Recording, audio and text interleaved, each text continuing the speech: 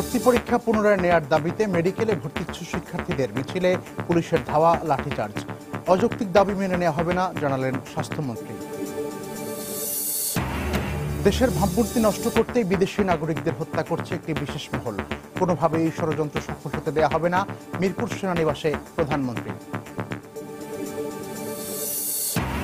চট্টগ্রামে গ্রেনেড ও অস্ত্র উদ্ধারের ঘটনায় জেএমবির 4 সদস্যকে 5 দিন করে রিমান্ড। বায়েজিদে জোড়া খুনের দায় স্বীকার একজনের। 2 যুবলীগ নেতাসহ মিল্কি হত্যা মামলায় 18 জনকে অভিযুক্ত করে চার্জশিট দাখিল, 9 জনকে অব্যাহতি, নতুন অন্তর্ভুক্ত 7 জন। এবং খুলনায় সাবেক সংসদ সদস্য মোল্লা জালালের পুত্রবধূ নিজ বাসায় বন্দুকের গুলিতে নিহত, অভিযুক্ত দেবর পলাতক।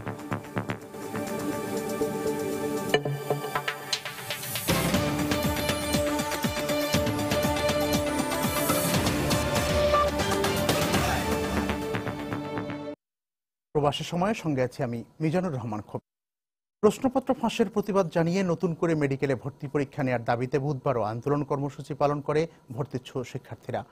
কেন্দ্রীয় শহীদ মিনারে অবস্থান শেষে র্যালি বের করে তারা। র্যালিটি শাহবাগ পর্যন্ত এলে পুলিশ তাতে বাধা দেয়।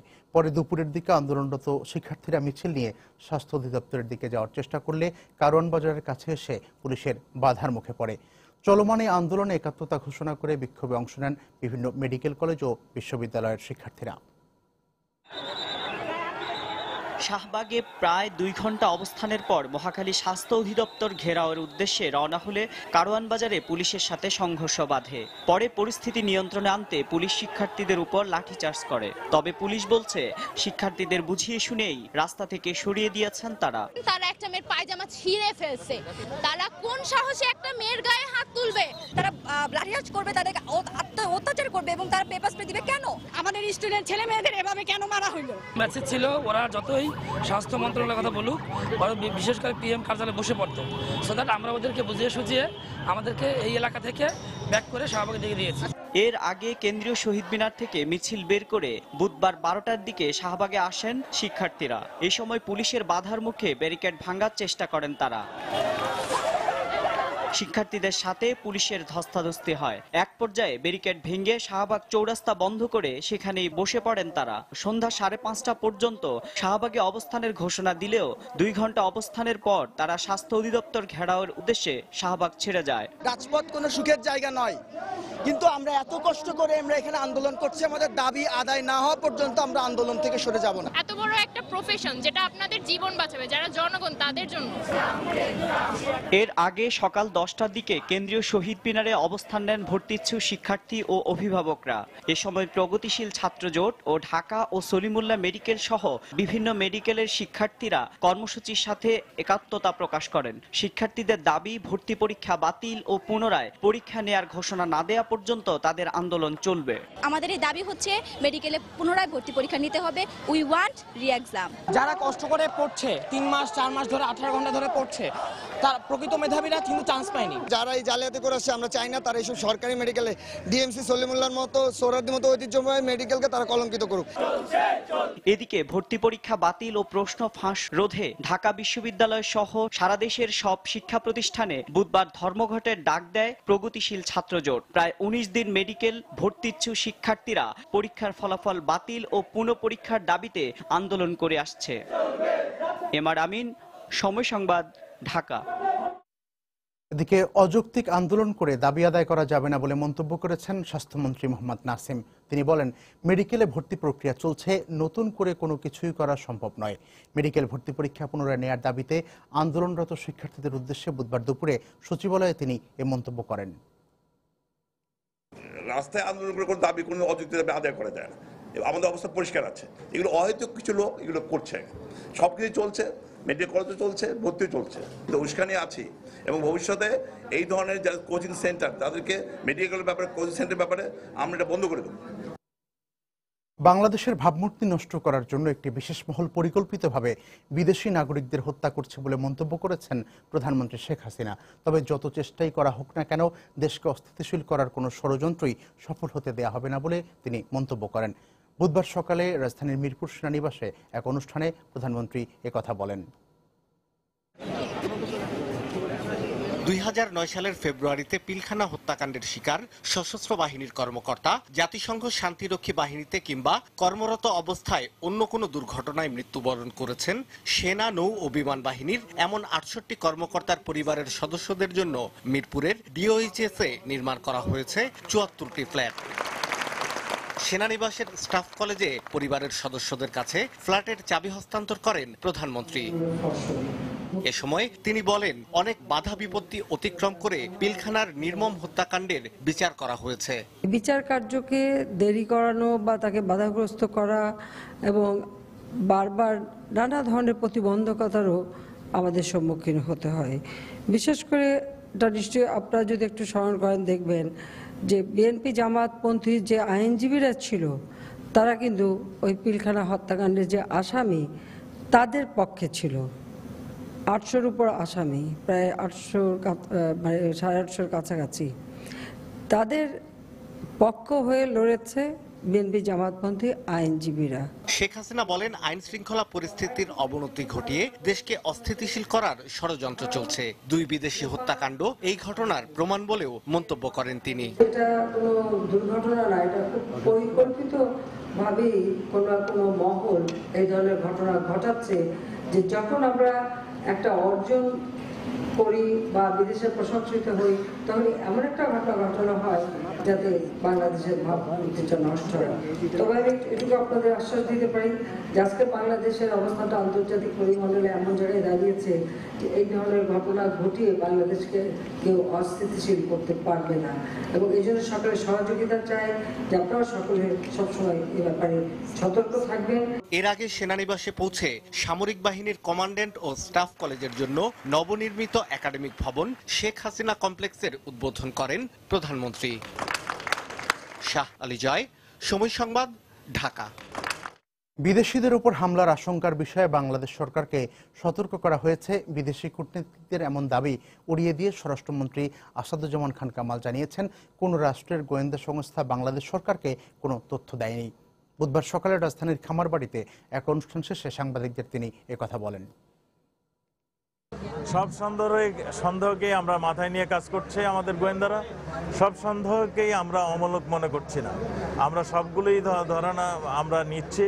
কারণ এটা জামাতে ইসলাম হতে পারে, এটা এই যে যুদ্ধাপরাধীদের বিচার হচ্ছে সেইটারও একটা প্রতিক্রিয়া হতে পারে, এটা আমাদের দেশকে একটা অস্থিতিশীল পরিস্থিতিতে নিয়ে যাওয়ার জন্য যে আপনারা অগ্নি সন্ত্রাস দেখেছেন সেটারও একটা নতুন ফর্মুলা এখানে হতে পারে, সব কিছুই হতে পারে। আমরা সব কিছু নিয়েই আমাদের গোয়েন্দারা কাজ করছে। আমাদের গোয়েন্দা সংস্থা যেগুলি বলেছিল সেগুলি আমরা সুনিশ্চিতভাবে আমরা করেছিলাম, অ্যাড্রেস করেছিলাম, কিন্তু আমরা কখনোই ভাবিনি, কখনই কোনো প্রাশ্চিত্যের গোয়েন্দা সংস্থা আমাদেরকে বলেনি যে বিদেশিদের উপর হত্যা হবে। আমাদেরকে বলছিলেন যে কয়টা কথার কথা বলছিলেন সেগুলো আমরা অ্যাড্রেস করেছি। বিএনপির ভারপ্রাপ্ত মহাসচিব মির্জা ফখরুল ইসলাম আলমগীর বলেছেন, রাজনৈতিক সংকট নিরসন না করে একদলীয় শাসনের মাধ্যমে দেশকে ভয়াবহ পরিস্থিতির দিকে ঠেলে দিচ্ছে সরকার। বুধবার বিকেলে গণমাধ্যমে পাঠানো এক বিবৃতিতে তিনি এই মন্তব্য করেন। দলের সহ দপ্তর সম্পাদক আসাদুল করিম শাহীন স্বাক্ষরিত বিবৃতিতে মির্জা ফখরুল আরও বলেন, বিদেশি 2 নাগরিক হত্যার সুষ্ঠু তদন্ত না করে সরকার রাজনৈতিক উদ্দেশ্যে বিএনপির নেতাকর্মীদের জড়ানোর চেষ্টা করছে।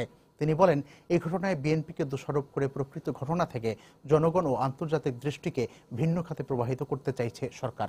বিবৃতিতে বিএনপির কারাবন্দী নেতাদের অবিলম্বে মুক্তি দাবি করেন মির্জা ফখরুল ইসলাম আলমগীর। জাপানি নাগরিক কুনিও হোশির লাশ জাপান সরকারের 4 সদস্যের প্রতিনিধি দলের কাছে হস্তান্তরের বিষয়ে কোনো অগ্রগতি নেই। বুধবার দুপুরে লাশ গ্রহণের বিষয়ে জানতে প্রতিনিধি দলটি পুলিশ সুপারের সঙ্গে দেখা করার কথা থাকলেও সেখানে যাননি তারা। সকাল থেকে জাপানি প্রতিনিধি দলটি রংপুরের আরকে রোডের পর্যটন মোটেলে অবস্থান করেন। এর আগে গতরাত 8:30টার দিকে প্রতিনিধি দলটি প্রায় 1.5 ঘন্টা ধরে লাশের ফরেনসিক তদন্ত করেন, কিন্তু কবে লাশ গ্রহণ করবেন এ বিষয়ে তারা গণমাধ্যমে কোনো কথা বলেননি। এ সময় তাদের সঙ্গে ছিলেন রংপুর মেডিকেল কলেজের অধ্যক্ষ মোহাম্মদ জাকির হোসেন, ফরেনসিক বিভাগের চিকিৎসক রবি শঙ্কর মণ্ডল, অতিরিক্ত পুলিশ সুপার আব্দুল্লাহ আল ফারুক। মঙ্গলবার বিকেলে জাপানের এই প্রতিনিধি দলটি রংপুরে যান। তারা কুনিও হোশির হত্যাকাণ্ডের ঘটনাস্থল কাউনিয়া উপজেলার কাচু আলুটারি গ্রাম পরিদর্শন করেন। গত শনিবার সকাল 10:30টার দিকে দুর্বৃত্তদের গুলিতে নিহত হন জাপানি নাগরিক কুনিও হোশি।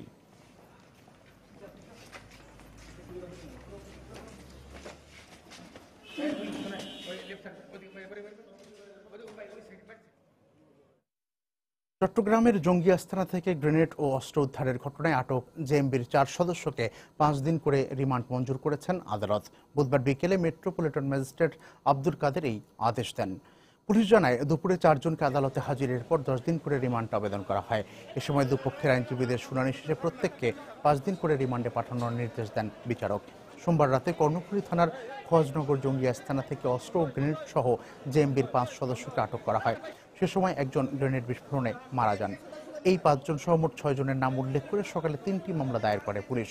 এর মধ্যে অস্ত্র আইনের একটি মামলায় গ্রেফতারকৃত 4 জনকে আসামি করা হয়। এছাড়া বিস্ফোরক ও সন্ত্রাস দমন আইনে করা অপর আরও 2টি মামলায় উল্লেখ রয়েছে 6 জনের নাম, যেখানে একজন এখনও পলাতক রয়েছে।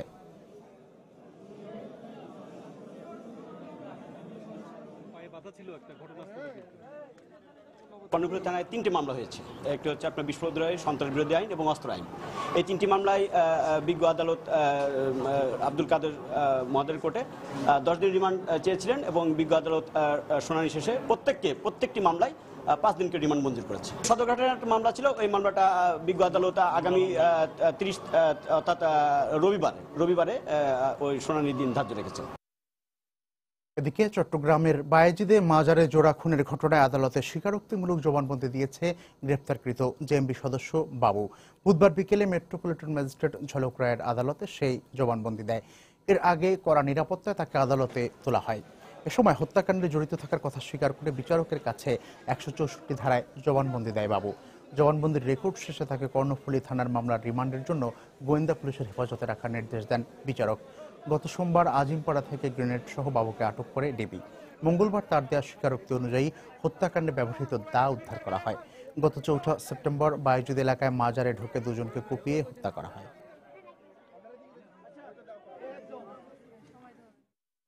প্রবাসের সময় আরও থাকছে। প্রেমে বিরোধের জেরে রাজধানীতে যুবককে ছাদ থেকে ফেলে হত্যার অভিযোগ, মামলা নেয়নি পুলিশ। এবং গাজীপুরের রিয়াজনগর থেকে বেচাকেনা ও পোষা নিষিদ্ধ 800 বন্য পাখি উদ্ধার, 2 পাখি বিক্রেতা আটক।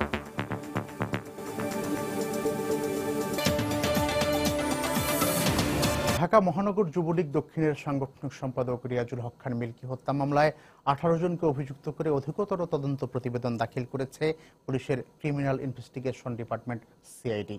আগের চার্জশিটভুক্ত 11 আসামির সঙ্গে আরও 7 জনকে অন্তর্ভুক্ত করে 18 জনের বিরুদ্ধে প্রতিবেদন দাখিল করা হয়।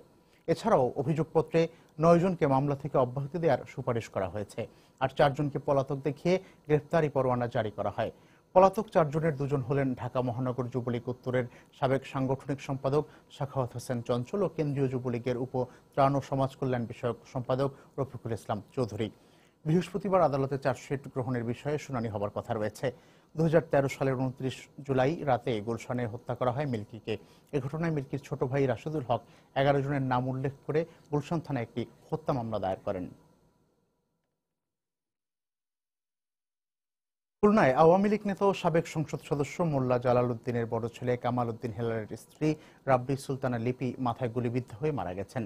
পুলিশ ও স্বজনরা জানান, বুধবার রাত 8টার দিকে শহরের মুন্সিপাড়া পুলিশ লাইন এলাকায় নিজ বাসভবনে রাব্বি সুলতানার কক্ষে চাচাতো দেবর হেদায়েত এবং কয়েকজন মিলে গল্প করছিলেন। এ সময় রাব্বি সুলতানার স্বামী হিলালের লাইসেন্সকৃত শটগান দেখতে চায় হেদায়েত। শটগানটি নাড়াচাড়া করার এক পর্যায়ে অসতর্কতাবশত গুলি বের হয়ে রাব্বির মাথায় লাগে। এতে ঘটনাস্থলে মারা যান তিনি। পরে খবর পেয়ে ঘটনাস্থল থেকে নিহতের লাশ উদ্ধার করে পুলিশ, আর এই ঘটনার পর থেকে হেদায়েত পলাতক রয়েছে।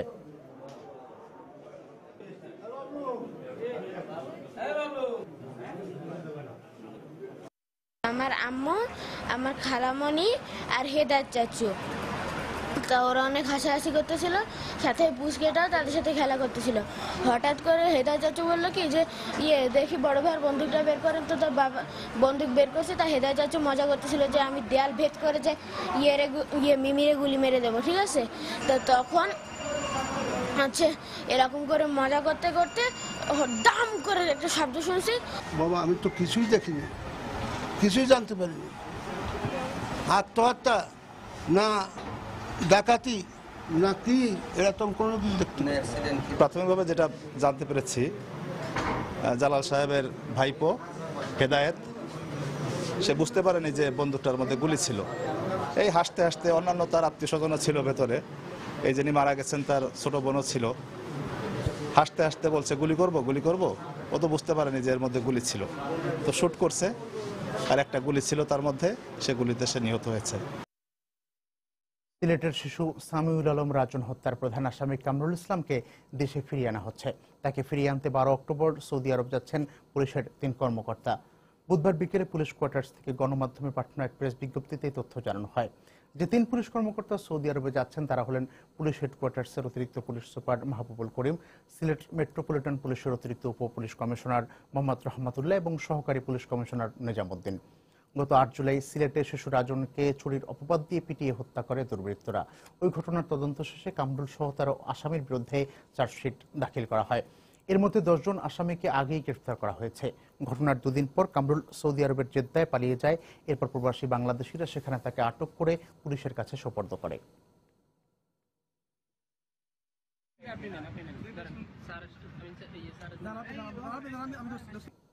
রাজধানীর কেরানীগঞ্জে স্ত্রী ও ছেলেকে হত্যার অভিযোগে ইসহাক মিয়া নামে এক ব্যক্তিকে গ্রেপ্তার করেছে পুলিশ।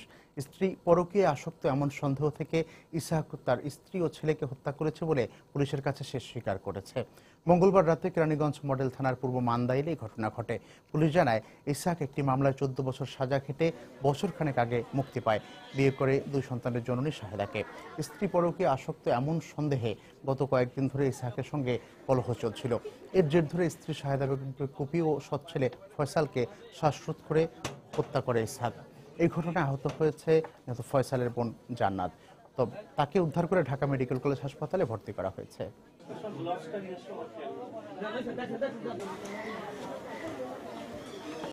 আজকে সকালবেলা এখানে আইসি 6টা বাজে আইন লঞ্চে নামছি, নামার পর দেখছি মানুষ এখানে জড়োজড়ি হয়েছে। জিগেলাম কি হয়েছে, বলতে তোমার পাশের ঘরে 3টা খুন হয়েছে। 1 তারিখে তারা বাড়া লইছে, হ্যাঁ আর জামাই হারে 3 পোলাপান 2টা আর বউরে খুন করে গেছে। রক্ত মাখার লোক জামা ছিল, ওই মেন রোডের থেকে ধরেছে। তার ভাই না বোনে বুঝি ধরেছে, ধরে আমরা কোথাও আসছে তা আমি দেশে যেতেছি কমনি ধরছি। সায়রা বেগমের নাম। এর সঙ্গেই তার আগে প্রেম ছিল, পরে বিয়ে হয়েছে অন্য জায়গা। তারপরে সে 12 বছর জেল খাটার পরে মেয়েটা আসছে, প্রায় 1 বছর আগে মেয়েটা আসছে। তারপরে মেয়েটা এসে আবার বিয়ে করছে, এটা তার বক্তব্য। তারপরে এখনো সে অসংলগ্ন কথা বলতেছে। তার সম্পূর্ণ সুস্থতা আসলেই আমরা আরো জানতে পারবো। 71-এ মানবতা বিরোধী অপরাধের অভিযোগে ব্রাহ্মণবাড়িয়ার সৈয়দ মোহাম্মদ হোসাইন ও কিশোরগঞ্জের মুসলিম প্রধানের তদন্ত প্রতিবেদন চূড়ান্ত করেছে ট্রাইব্যুনালের তদন্ত সংস্থা। বুধবার সকালে ধানমন্ডিতে তদন্ত সংস্থার নিজ কার্যালয়ে সংবাদ সম্মেলনে এই তথ্য জানান জ্যেষ্ঠ তদন্ত কর্মকর্তা সানাউল হক। মুক্তিযুদ্ধ চলাকালীন তাদের বিরুদ্ধে 62 জনকে হত্যা, 11 জনকে অপহরণ ও নির্যাতন সহ মানবতা বিরোধী 6টি অপরাধের প্রাথমিক প্রমাণ পাওয়া গেছে। এদের মধ্যে মুসলিম প্রধানকে গ্রেপ্তার করা হলেও সৈয়দ মোহাম্মদ হোসাইন পলাতক রয়েছেন। তদন্ত প্রতিবেদনটি বৃহস্পতিবার ট্রাইব্যুনালের প্রসিকিউশনে জমা দেওয়া হবে। 6টি অভিযোগ এনেছি, সেখানে আগস্ট মাসের মাঝামাঝি থেকে সেপ্টেম্বর 71 পর্যন্ত সুধীর সূত্রধর সহ 35 জনকে হত্যা করে, বাদল বর্মন সহ 4 জনকে নির্যাতন করে এবং 6 জন মহিলাকে ধর্ষণ করে। গুরুই গ্রামের পূর্বপাড়াতে 6/9/71 তারিখে ফুল মিয়া সহ 26 জন নিরস্ত্র গ্রামবাসীকে হত্যা করে, 100টি বাড়িঘর, পরিবারের 250টি বাড়িঘর অগ্নিসংযোগ করে। প্রেমে বিরোধের জেরে রাজধানীর খিলক্ষেতে মুরাদ চৌধুরী অন্তর নামে এক যুবককে 7 তলার ছাদ থেকে ফেলে হত্যার অভিযোগ পাওয়া গেছে। তবে পলিটেকনিকে 2য় বর্ষে পড়ুয়া অন্তরের পরিবারের পক্ষ থেকে খিলক্ষেত থানায় হত্যা মামলা করতে গেলে তা নেওয়া হয়নি। এ ব্যাপারে মুখ খুলছে না পুলিশও। আর মেয়ের পরিবারের দাবি, এ বিষয়ে কিছুই জানেন না তারা। বিস্তারিত জানাচ্ছেন শেখ জায়েদ। 16 বছর পরে আমার একটা ছেলে হয়েছে, আমার 5 মেয়ের পর একটা ছেলে। তা আমার কি হচ্ছে বলেন এবার আপনারা, আমি কি করতে পারি বলেন? আমি এটা সুষ্ঠু বিচার চাই।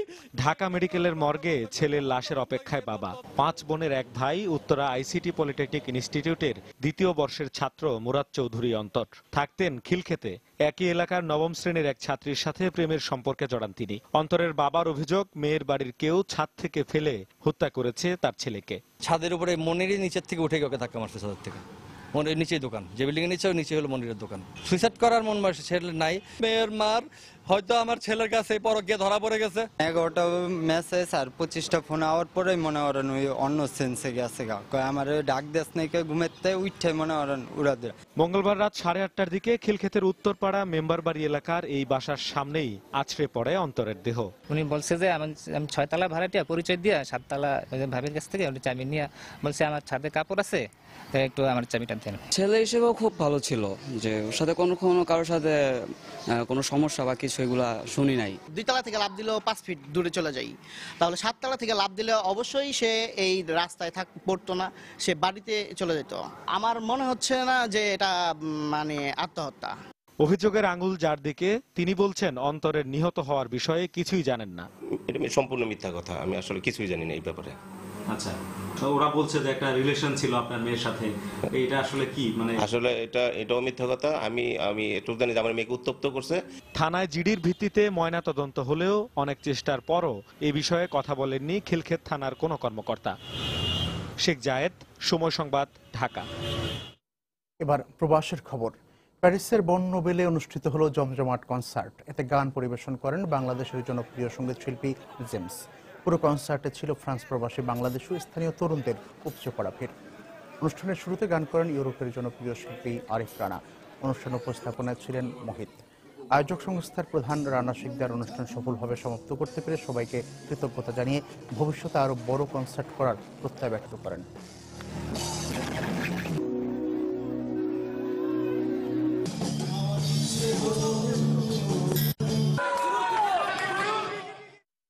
ফ্রান্সের প্যারিসে পূর্ব গৌরীপুর ইউনিয়ন প্রবাসী সমাজ কল্যাণ সংস্থার কমিটি গঠন করা হয়েছে।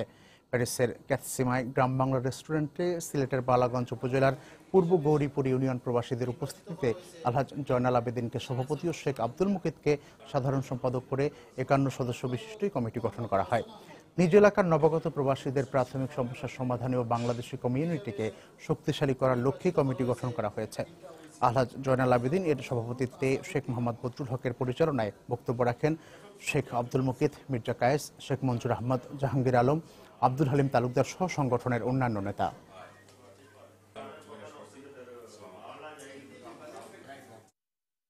বিদেশি নাগরিকদের হত্যার মাধ্যমে দেশে একটি কুচুক্তি মহল বাংলাদেশের অর্জনকে বিশ্বের দরবারে খাটো করতে চায় বলে মন্তব্য করেছেন চট্টগ্রামের বাঁশখালীর সংসদ সদস্য আওয়ামী লীগ নেতা মোস্তাফিজুর রহমান চৌধুরী। বুধবার মদিনায় প্রবাসী আওয়ামী স্বেচ্ছাসেবক ও যুবলীগের নেতাকর্মীদের দেয়া এক সংবর্ধনা ও মতবিনিময় সভায় তিনি এই মন্তব্য করেন। তিনি বলেন, কোনো অশুভ শক্তির কাছে বর্তমান সরকার মাথা নত করবে না। মদিনা স্বেচ্ছাসেবক লীগের সাধারণ সম্পাদক আজগর আলীর পরিচালনায় সংবর্ধনা সভায় সভাপতিত্ব করেন মদিনা স্বেচ্ছাসেবক লীগের সহসভাপতি শফিকুর রহমান। এছাড়াও অনুষ্ঠানে বিশেষ অতিথি হিসেবে আরও উপস্থিত ছিলেন সহকারী attorney general advocate M A Kamrul Hasan Aslam, Medina শাখা যুবলীগ সভাপতি আব্দুল মালিক সহ আওয়ামী লীগের অন্যান্য সহযোগী সংগঠনের নেতারা।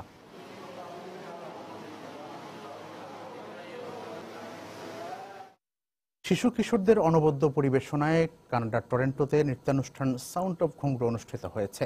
নূপুরের ছন্দে গত রোববার ড্যানিয়েলস স্পেকট্রামস অডিটোরিয়াম মাতিয়ে তোলে টরেন্টোতে বেড়ে ওঠা এই শিশু কিশোররা। নৃত্যানুষ্ঠানে শিল্পী অরুণা হায়দার পরিচালিত সুকন্যা নৃত্যাঙ্গনের বিভিন্ন ক্ষুদে শিল্পীদের পাশাপাশি নৃত্য পরিবেশন করেন শিল্পী অরুণা হায়দার নিজেও। এছাড়াও অতিথি শিল্পী হিসেবে নৃত্য পরিবেশন করেন উমামা নওরোজ ইত্তেলা, মিঠুন রেজা এবং সীমা বড়ুয়া। অনুষ্ঠানে বিশেষ অতিথি হিসেবে উপস্থিত ছিলেন কবি আসাদ চৌধুরী।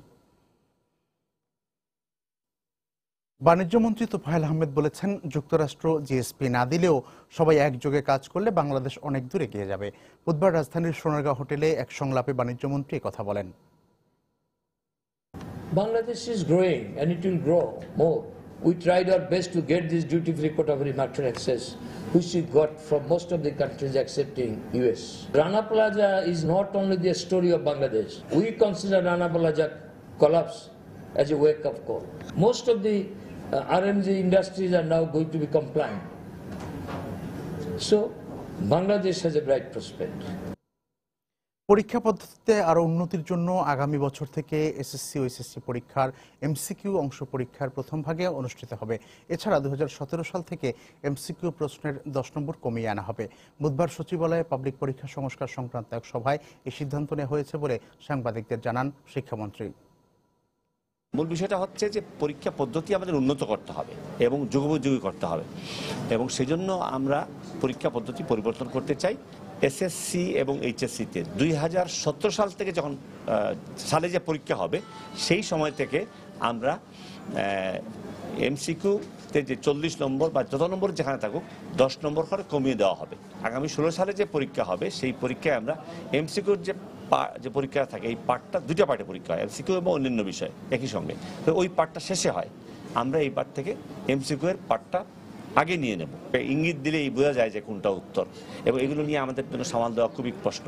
তাই আমরা সারাদিন প্রশ্ন তার হাতে থাকতেছে, ওই পার্টটা শেষ করে পরের আধা ঘন্টায় সেই পরীক্ষা দিচ্ছে, ওই সুযোগটা থাকবে না। মুন্সিগঞ্জে একটি যাত্রীবাহী বাস খাদে পড়ে 3 জন নিহত হয়েছেন, এতে আহত হয়েছেন আরও 25 জন। পুলিশ জানায় বিকেলে ঢাকা মাওয়া মহাসড়কের সিরাজদিখান উপজেলার চালতিপাড়া এলাকায় ঢাকাগামী গাংচিল পরিবহনের একটি যাত্রীবাহী বাস নিয়ন্ত্রণ হারিয়ে রাস্তার পাশে খাদে পড়ে যায়। এতে দুর্ঘটনাস্থলেই শিলা, নাইম ও বাচ্চু নামে 3 জন নিহত হন, আর এই দুর্ঘটনায় আহত হন আরও 25 জন। তাদের মধ্যে কয়েকজনকে গুরুতর অবস্থায় ঢাকা মেডিকেলে পাঠানো হয়েছে।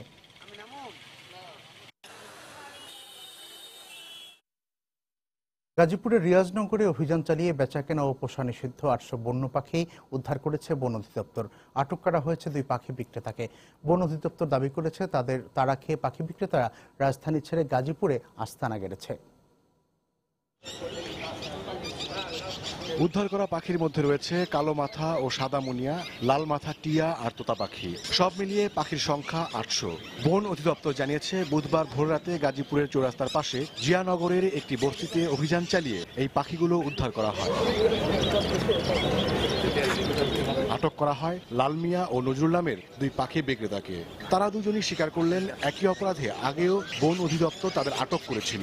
আগে আমার আরেকবার ওয়ার্নিং দিয়েছিল, আমি এরকম বুঝে হাঁটতে পারি না যে জিনিসটা আসলে এরকম। আসলে এগুলো বেচা ঠিক না, মানবিক দৃষ্টি থেকেও খারাপ, আমার নিজেদের কাছেও খারাপ লাগে। সময়তে যখন রুটে গাড়ি দিয়ে একটা পাখি মারা যায়, এই যে পাখি আছে ব্যাপারী তারা দেয়া যায়, আমরা 2-1টা কিনে রাখি। এটাই বন অধিদপ্তর জানিয়েছে রাজশাহী অঞ্চলের বিভিন্ন ক্ষেত ও আমবাগানে জাল পেতে এসব পাখি শিকার করা হয়। তারা জানান ধরা পড়লেও শক্তিশালী বন্য পাখি চোরাচালানের সিন্ডিকেট অপরাধীদের জামিনে বের করে আনে।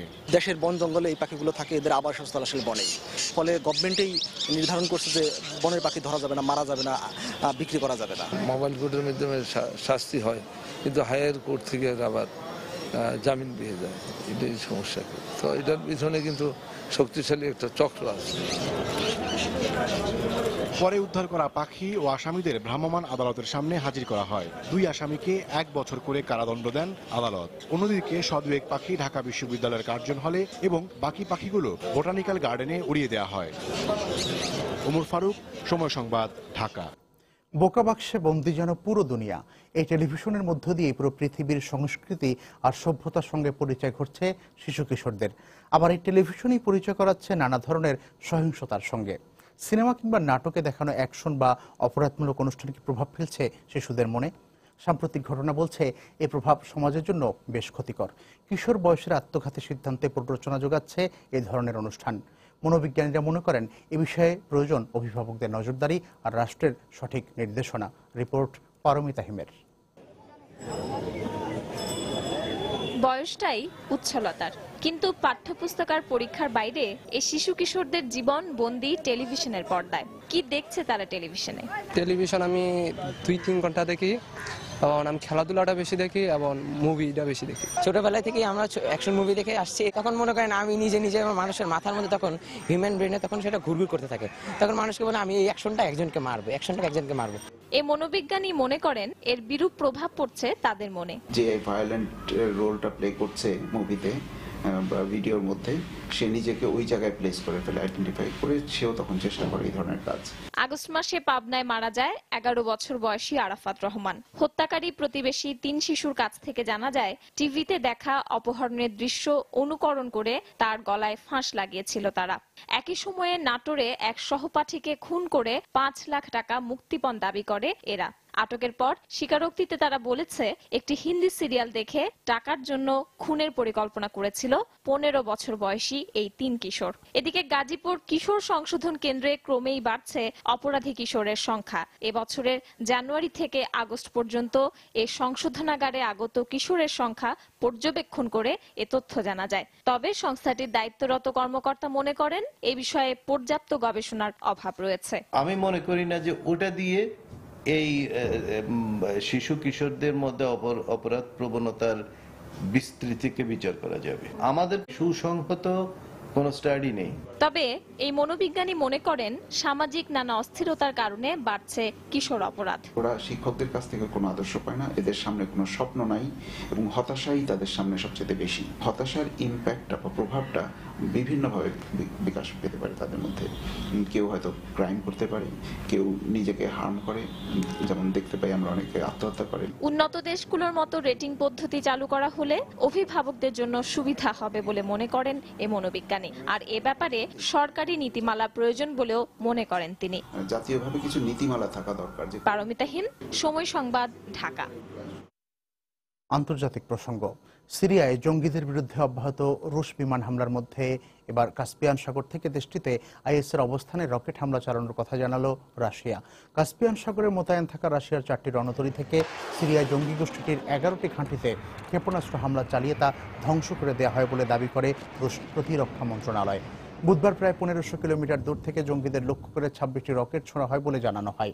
তবে এতে হতাহতের বিষয়ে নির্দিষ্ট করে কিছু বলা হয়নি।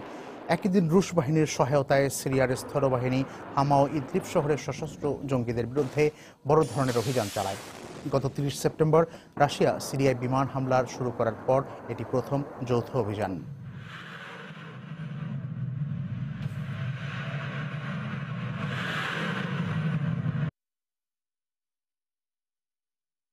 রসায়ন বিজ্ঞানে এবছর যৌথভাবে নোবেল পেলেন ব্রিটিশ গবেষক থমাস লিন্দাল, যুক্তরাষ্ট্রের গবেষক পল মন্ড্রিক ও আজিজ সানজার। জীবকোষ কি করে তার ক্ষতিগ্রস্ত ডিএনএ পুনরুদ্ধার করে আর কেমন করে জিনে থাকা তথ্য সুরক্ষা করে সে উপায় আবিষ্কারের জন্য তারা 3 জন নোবেল পেলেন। এই গবেষণার মাধ্যমে ক্যান্সার চিকিৎসায় নতুন দিক উন্মোচন হবে বলে ধারণা করা হচ্ছে। নোবেল বিজয়ী 3 গবেষকের মধ্যে থমাস লিন্দাল সুইডেনের নাগরিক হলেও গত 3 দশক ধরে তিনি ব্রিটেনে গবেষণা করছেন। এছাড়া পল মন্ড্রিক যুক্তরাষ্ট্রের এবং আজিজ সানজার তুরস্কের নাগরিক। 10 ডিসেম্বর স্টকহোমে তাদের হাতে নোবেল পুরস্কারের 80 লাখ ক্রোনার তুলে দেওয়া হবে। বৃহস্পতিবার সাহিত্যে, শুক্রবার শান্তিতে এবং সোমবার অর্থনীতিতে নোবেল জয়ীদের নাম ঘোষণা করা হবে। Förhindra att cancercellerna reparerar sitt DNA. Precis. Vi vill nog...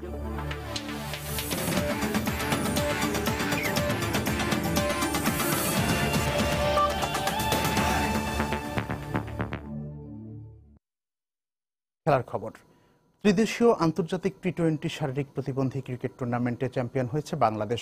ফাইনালে স্বাগতিক ভারতকে 7 উইকেটে হারিয়ে শিরোপা জেতে লাল সবুজের প্রতিনিধিরা। ভারতের দিয়ে 128 রানের টার্গেটে ব্যাট করতে নেমে নির্ধারিত ওভারের আগেই 131 রান করে জয়ের দেখা পায় বাংলাদেশ। ম্যাচ সেরা হয়েছেন বাংলাদেশের শাহরিয়া শামীম। আসরের শুরু থেকে প্রতিটি ম্যাচে দুর্দান্ত পারফর্ম করে বাংলাদেশের প্রতিবন্ধী ক্রিকেট দল। ফাইনালও ছিল সেই ধারাবাহিকতা। টসে জিতে প্রথমে ব্যাটিংয়ে নেমে 20 রানে প্রথম উইকেট হারায় ভারত। এরপর তীর্থ সুজাউলদের বোলিং তোপে নিয়মিত বিরতিতে উইকেট হারায় স্বাগতিকরা। নির্ধারিত 20 ওভার শেষে 6 উইকেট হারিয়ে 127 রানের সংগ্রহ পায় ভারতীয় প্রতিবন্ধী ক্রিকেট দল। 2টি করে উইকেট পান তীর্থ ও সুজাউল। জবাবে ব্যাট করতে নেমে 3 ওভার 4 বল হাতে রেখে 131 রান করে সুমিত শামীমরা। আর তাতেই জয়ের আনন্দে মাতে বাংলাদেশ। 7 উইকেটে ভারতকে হারিয়ে অপরাজিত চ্যাম্পিয়ন হয় তারা। দলের হয়ে সর্বোচ্চ 47 রান করে শাহরিয়ার শামীম।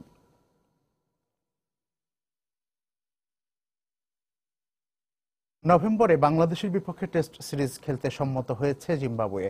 বুধবার বোর্ড সভার পর সাংবাদিকদের এই তথ্য জানান বাংলাদেশ ক্রিকেট বোর্ড বিসিবি সভাপতি নাজমুল হাসান পাপন। পাশাপাশি অস্ট্রেলিয়া বাংলাদেশ সফর বাতিল করলেও তাদের সঙ্গে সুসম্পর্ক বজায় থাকবে বলেও তিনি জানান।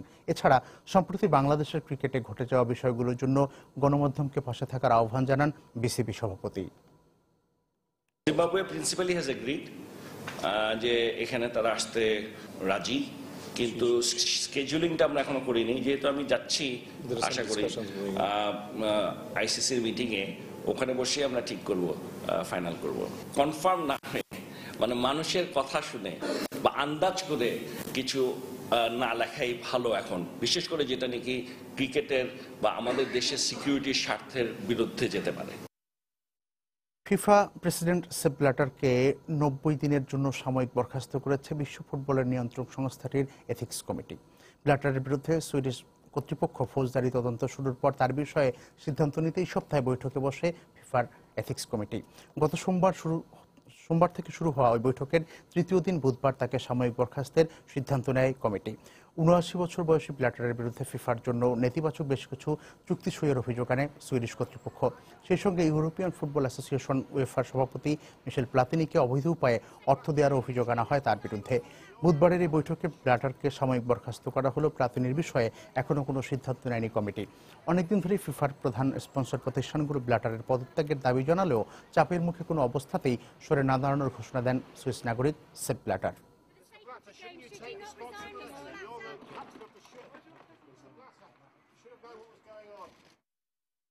প্রবাসের সময় এ পর্যায়ে শীর্ষ সংবাদ জানিয়ে দিচ্ছি আরেকবার।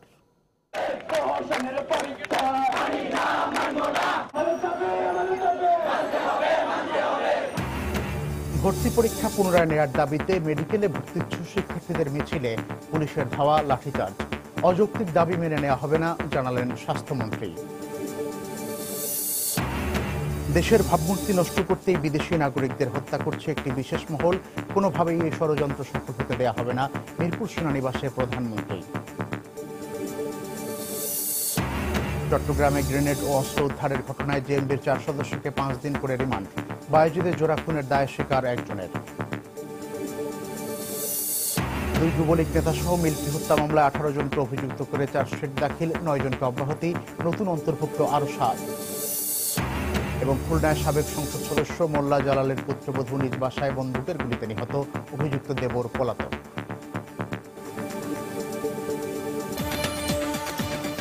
এই ছিল প্রবাসের সময়। যে কোনো খবর পেতে ভিজিট করুন সময়নিউজ.tv। যে কোনো বাংলা লিঙ্ক WCTC নম্বর থেকে সময় সংবাদের খবর, অনুষ্ঠান সূচি জানতে এবং যে কোনো তথ্য সময় সংবাদকে জানাতে ডায়াল করুন 1624 নম্বরে। এছাড়া এইমাত্র পাওয়া খবর আপনার মোবাইলে পেতে SMS করুন *SN লিখে পাঠিয়ে দিন 1624 নম্বরে। সঙ্গে থাকুন সময়।